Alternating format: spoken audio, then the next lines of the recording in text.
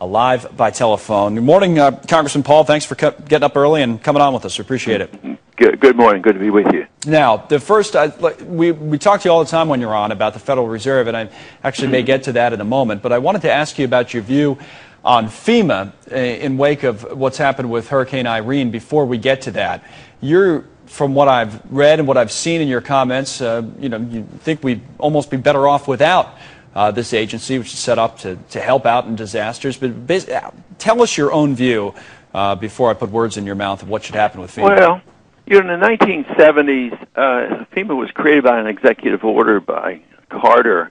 I was in the Congress at the time, and I opposed it because I thought it was bad economic policy to have government buy insurance for people because they couldn't afford it in low areas, which to me meant that they would encourage more building, and take more risk. Insurance is a good idea because it tells you how much risk you're taking.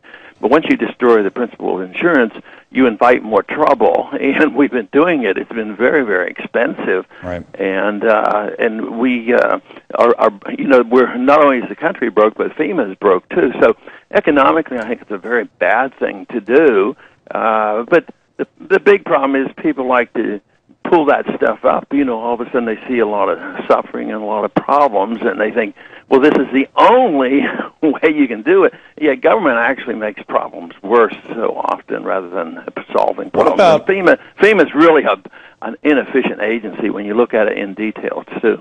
Oh, it may be, but what about the people up in, just to isolate one area, in Vermont today, for example, and I just bring up Vermont because we were talking just in the last hour to one of the emergency management officials up there, and they're talking about all these towns that are isolated, and I said to him at the end of the interview, how are you paying for this? And he said, yeah, we're getting a lot of help from the federal government to do it. A lot of these states, as you know, are strapped for cash. Doesn't FEMA help out in this particular situation when things are so bad? And you don't think the federal government's strapped? No, of course it is, but I mean, they don't have any money at all. I mean, all we have to do is every penny we spend, we borrow. Right. I mean, so this whole thing about the states being strapped for, of course, sure, there's a humanitarian concern that people have. Matter of fact, I've been very open to taking care of these problems, even though in principle I think it was in the wrong direction, because I live on the coast and we have hurricanes here, and they're in my district. But I've had this position all along, and yet the position really is a very popular position because the people get so disgusted with FEMA. I've had more complaints about FEMA than all the other agencies of government put together. No, I can understand it from an ideological point of view, but you're saying in these situations we have to help the people. Yeah, this is what I would do, though, and this is what I proposed in the past, is that since we don't have any money in the bank, and it's a very, very serious economic problem that we face, I say cut spending someplace, cut enough where you can cut some deficit, right. Such as overseas. Just think of the $1.4 trillion we're spending to maintain an empire. I could find $5 billion pretty easily, put half of it toward the deficit and put half of it toward our infrastructure. So, yes, I understand how we get, I mean, just think of all the programs that are technically unconstitutional in this country that people are so dependent on, whether it's medical care or for the elderly or whatever, and yet there's no money. So I would say that if you care about the economy and if you think there's any concern at all about our economic system and our financial system, we have to quit some of this spending. So all I'm saying is use some common sense, take care of these people, save the money, cut the deficit, and I think the world would be better for it. Quick question on the Federal Reserve, just to change topics on you real quick, Congressman Paul.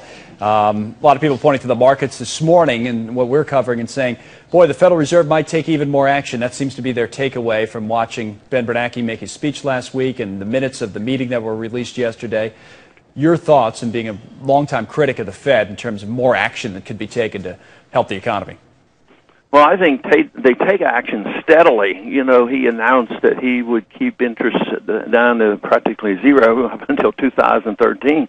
Well, that's major action. Right. And but he doesn't call it a QE. But in a way, it is. How do you keep interest rates down that low? You have to steadily buy debt. He's guaranteed that there will be no relinquishing on his efforts to continue the monetization of debt. So that's how we got into trouble. Even when even when Greenspan was in, it was said that he kept interest rates too low too long. Well, that was in a way a quantitative easing. That's all the Fed can do. They do it with they do it steadily. That's the only tool that they have.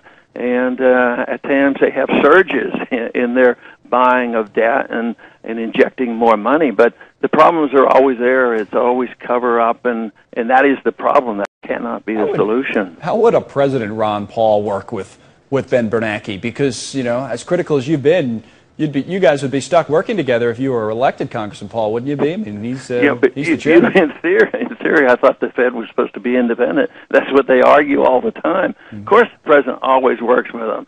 I mean, and it isn't Bernanke himself that is the problem. It is the system.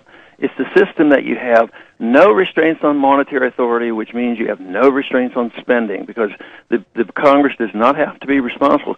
So in a way, Bernanke was somewhat correct the other day. He says, I've thrown up my hands. I can't do anything more. It's all up to the Congress. But he could do a lot more. Congress should quit spending, and then they don't put the pressure on the Fed to monetize. But if the Federal Reserve was not allowed to monetize, the Congress would see the interest rates rising, and there would be an automatic check on it. So, Bernanke, you're not supposed to run the Federal Reserve. Of course, that is all a farce. They complain. They always argue that they're independent. But it's the system that you have to address, and someday we'll have to. Not because all of a sudden people will gain wisdom, but this system is on its last legs. The dollar reserve standard of the world is failing, and that's why the world is in chaos. All right, let me ask you a little bit about the campaign then. You've done, had success certainly in Iowa in the straw poll, and we're talking earlier about how you've moved up in some of the other polls.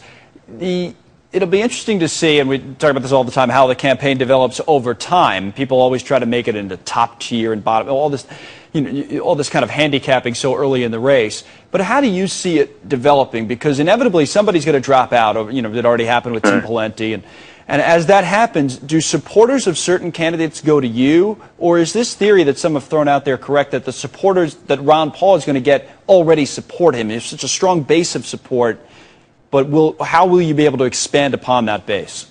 All I know is my job is to keep doing what I've been doing for 30 years, and all of a sudden there's been a surge of interest in what I've been doing, and there's certainly a need. The people are tired of the wars.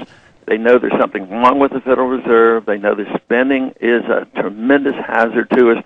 So people are coming over.